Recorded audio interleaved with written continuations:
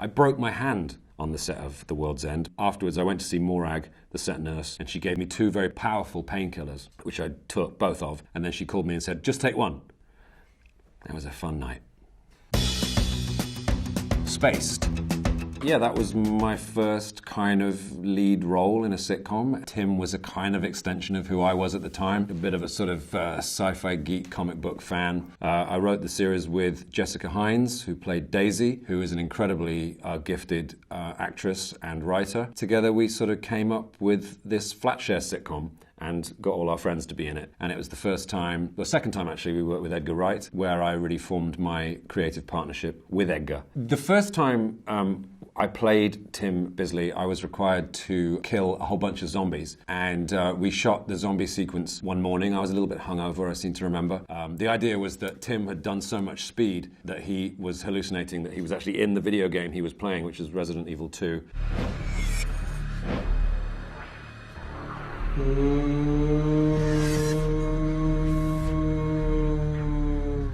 You want a piece of me? Come get some. And it was after that morning of shooting that we decided we would quite like to make a zombie film, and that zombie film was Shaun of the Dead. Shaun of the Dead. Shaun of the Dead was our first feature film, mine and Edgar, and I played the part of Shaun Smiley Riley, as his name was. You probably didn't know that. That was his DJ name. He was an electrical store retail chap who was stuck in a sort of cycle of torpor and inactivity with his best friend Ed, much to his girlfriend's sort of disapproval. That really at the time was fairly autobiographical. Nick Frost and I, who played Ed, were ensconced in a pub in Highgate called The Shepherds, where we spent much of our time, to the disappointment of our then girlfriend Edgar Wright, who used to try and get us to go into town and go to the Groucho Club and places like that where celebrities hung out. But we didn't want to do that. We wanted to stay in the pub. And my girlfriend at the time, Maureen, who is now my beautiful wife for 13 years, she also was trying to get us to leave. And we didn't want to. So we wrote a whole film about it and added zombies. When we came up with the idea for Shaun, we wanted him to stay in the same costume for the whole movie. Apart from the sort of first scene and the last scene. So we came up with this very, very distinctive white shirt, red tie, which became his look. And now, every Halloween, I get sent pictures of people who dress in that costume because it's actually quite an easy Halloween costume to replicate. It's just a white shirt with short sleeves and a red tie covered in blood, and you're Shaun of the Dead. Hot Fuzz. In Hot Fuzz, I played the part of Nicholas Angel, who was a very dedicated police officer, very by the book, not a maverick. He was the opposite of the classic action movie hero in that he did everything straight down the line. And during the process of the film, he learns to essentially dumb down and become more like an action hero. For Nicholas Angel, I had to kind of do a little bit more research. Shaun was basically me, but Nicholas Angel was very, very much not me. I had to go and do some research with the police and hang out with cops, research procedure and all that kind of stuff. A few drive-alongs. We put the blues and twos on a couple of times and went screaming around and then turned them off, and then were told not to tell anyone that we did that. No. We were lucky enough to be in the car one time when there was a domestic in the West Country, and it wasn't lucky that the domestic happened, obviously, but there was a big argument in some house and a lot of noise. We got there with the blue lights flashing and were careening down some alleyways in the West Country, which was enormous fun. Unfortunately, nobody was hurt. It was just a dispute over a tractor. Ever since, I've had a nodding relationship with most British police officers. Usually the Bobby is seen as a sort of slightly parochial character, when in actual fact, we thought it was time the British Bobby got a cool representative. Most of the police that I encounter, if not all, seem to be slightly grateful for that, because we weren't really taking the piss. We were actually kind of making a sort of tribute pick. So I've been let off so many murders because of Hot Fuzz. The World's End. Gary fucking King is my favourite character I've ever played. Gary is a lost soul, a warrior in the name of something completely pointless. He was a complex character in that Gary comes across as being very annoying at first and irritating and not someone you particularly like because he seems selfish at the expense of his friends. But you learn as the film goes on that there's a lot more to him than that, and he's actually, beset by complications. How can you tell when you're drunk if you're never sober? I don't want to be sober! It never got better than that night. That was supposed to be the beginning of my life. When the truth of him is revealed, you kind of slightly understand with more clarity why he behaves the way he does. Mission Impossible 3, Ghost Protocol, Rogue Nation, and Fallout. Benji Dunn. Benjamin Disraeli Dunn. That's not his name, I just made that up. I got a call once from this guy, J.J. Abrams. I don't know what happened to him, but he called me at my office and I was writing Hot Fuzz at the time and literally said, hey, do you want to come and be in Mission Impossible 3? And I said, all right, then, why not? I'll give it a go. He had a big future, that guy. I remember looking at him and thinking, you got something. You're going to go somewhere. I don't know where he went. It's weird. I think I saw him in LA last time I was there. I was shooting in Skid Row and there was a box with JJ written on it. And I lifted the lid and there he was, skulking in the background of this little box. He was just wearing a pair of white underpants and they were very grubby. And I said, JJ, it's me, Simon, you remember from Mission Impossible 3? But he was gone. He was too far gone.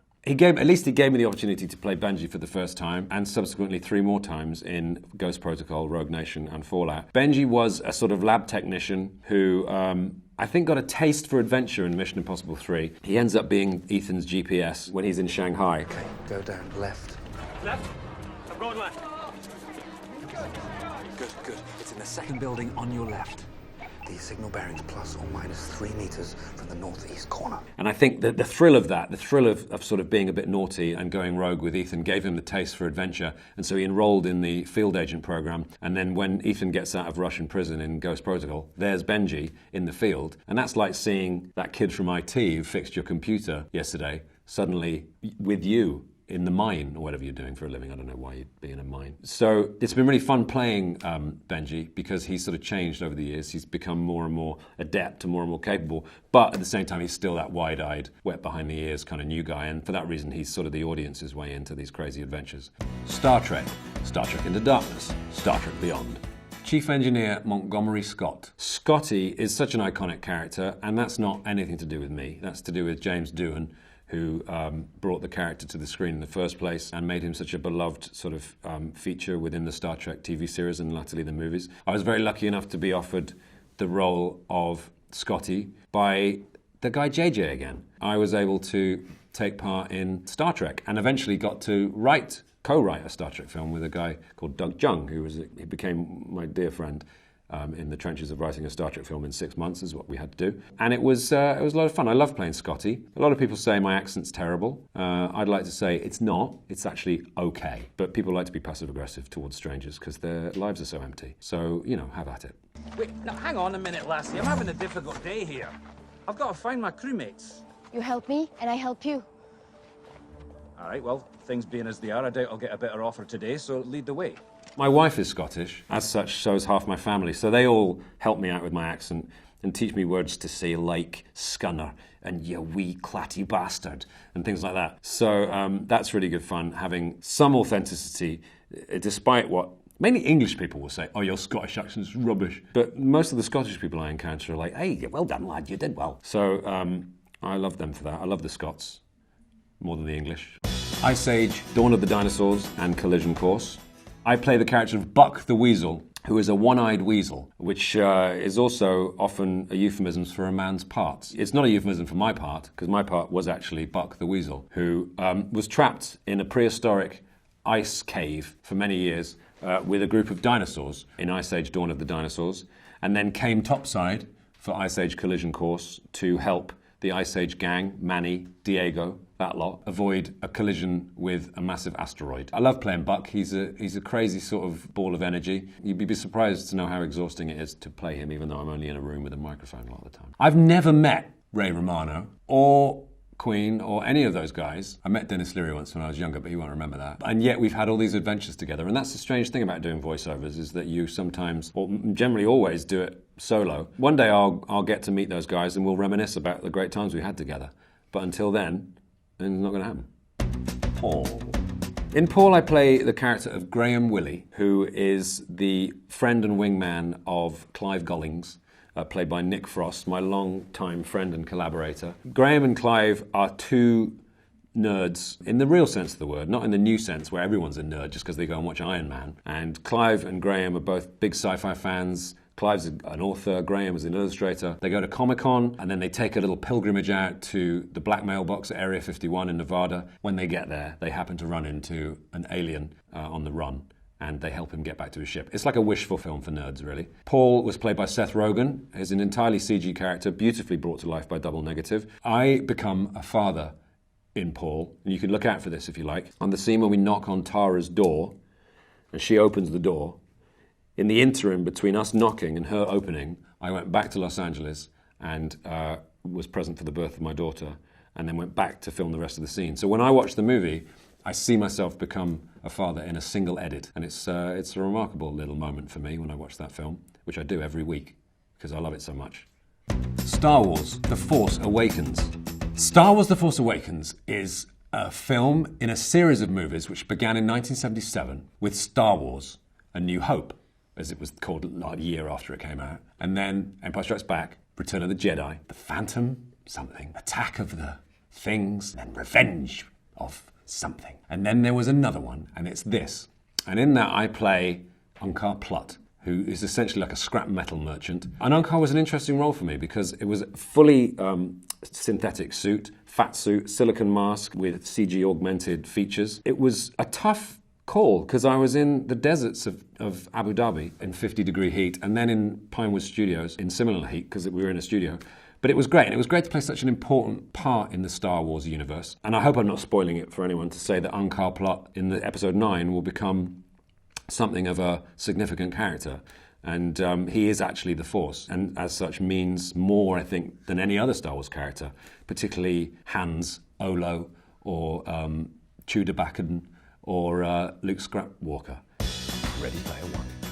I love any chance I get to work with Steven Spielberg. He is a fantastic director and a wonderful man, and it's someone who shaped my love of cinema and films generally. So, yeah, to get to play Ogden Morrow was a treat. Ogden Morrow was the co-creator of The Oasis with James Halliday, who was played by Mark Rylance. I got to play Ogden at various stages in his life, as a young man, as a middle-aged man, as an old man as well. And that was really good fun, because I got to go in to have aging makeup, and that took about 5 hours. But it was really fun to look in the mirror and see myself as an old man, which I do every day these days, but as an even older man, let's say, and also do my old man walk, which is to put my hand just here and then walk a little bit like this.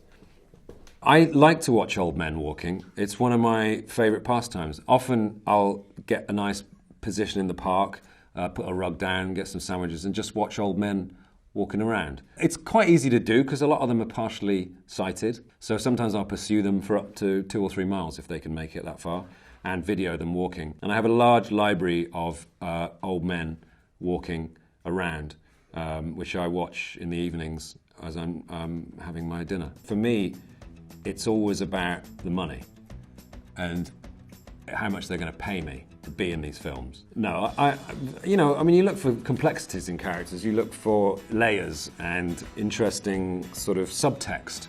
I love a character who has something going on inside, which you have to communicate in subtle ways.